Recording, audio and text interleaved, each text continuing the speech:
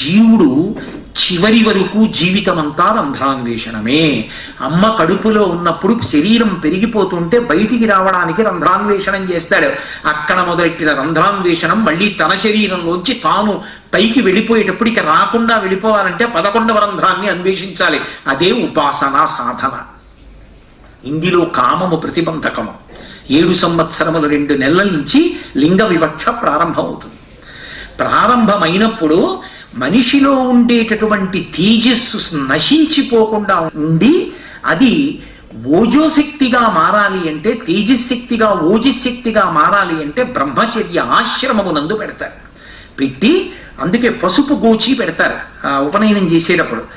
ఏవి కామాన్ని తేజస్సుగా ఓజస్సుగా మారుస్తాయో ఆయా దండములు చేతికిస్తారు ఆయా వర్ణముల వారికి ఇచ్చి ఆ రకమైనటువంటి బట్ట కడతారు. అందుకే జింక చర్మాన్ని వేస్తారు యజ్ఞోపవీతంగా. అది మనస్సుని చంచలత్వం పొందకుండా చేస్తుంది, దీర్ఘాయుర్దాయం ఇస్తుంది.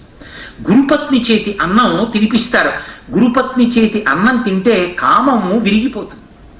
కాబట్టి అందుకుని గురుకులంలో ఆశ్రమంలో కూర్చుని అన్నం తినడం.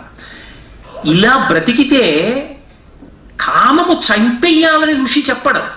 కామము ఉండాలి. కామం ఎందుకు ఉండాలి అంటే, కామము లేదనుకోండి పితృరుణం తీరదు. పితృరుణం తీరాలంటే ధార్మికమైన సంతానం ఉండాలి. సంతానం లేదనుకోండి ఎంత పుణ్యం చేసినా వాడిని ఊర్ధ్వలోకాల్లోకి రానివ్వరు. మృకండు మహర్షి ఒకప్పుడు బ్రహ్మసభ దగ్గరికి వెళ్ళాడు. మహానుభావుడు మృకండు. ఏమనుకోకండి, మీరు వెళ్ళకూడదన్నారు ద్వారపాలికలు. అద్దొవ్వారికుల్లగ్గా అన్నారు. ఎందుకన్నాడు ఆయన? నీకు సంతానం లేదు కదా, బ్రహ్మసభా ప్రవేశం నీకు ఇవ్వరన్నారు. ఆయన వెంటనే తిరిగి వచ్చాడు. తిరిగొచ్చి వనరకుమింకదేవి భగవానుడు రాజకిరీటుడు ఉన్నవాడు, ఎందుకమ్మా బాధపడతావు? శివుడి గురించి తపస్సు చేస్తాను, అద్భుతమైన కొడుకుని కంటానన్నాడు.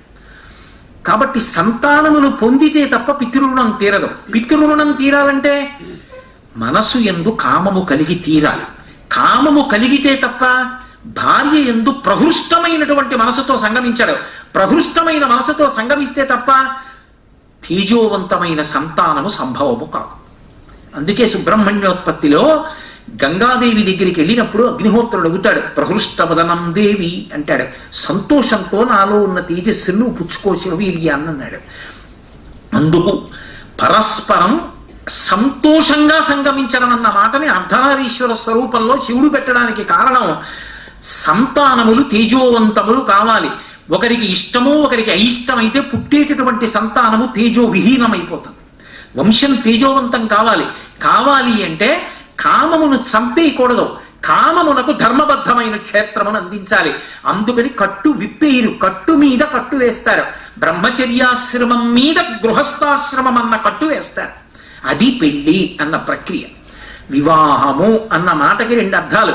వి అంటే విశిష్టమైన, వాహము అంటే దానిని పొందుటకు ప్రయత్నము. ఏది విశిష్టమైనది? భగవంతుడు.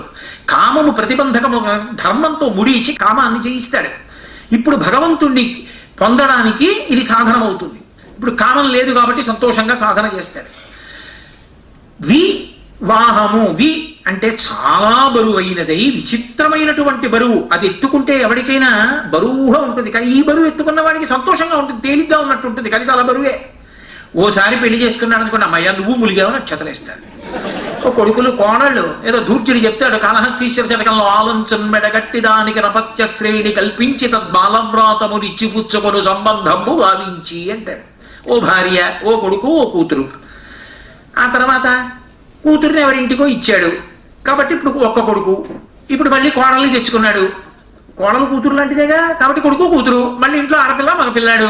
ఆ తర్వాత మనవలు, 2 వియ్యాలారు, వాళ్ళ బంధువులు, ఆ వియ్యంకుడు తమ్ముడు, వియ్యంకుడు అన్నగారు, ఈ బంధుత్వాలు, ఈ తాళ్ళు ఇన్నేసి కట్టేశావు అయి శివ, ఇంకా నాకెక్కడి నుంచి వస్తుంది వైరాగ్యం అన్నాడు. కాబట్టి కామమును చంపేయకోమని శాస్త్రాలు చెప్పవు. అసలు తప్పు మాట ఏమిటంటే కామాన్ని వదిలిపెట్టేయండి అనకూడదు, కామాన్ని ధర్మబద్ధం చేసుకోండి అని చెప్పాలి.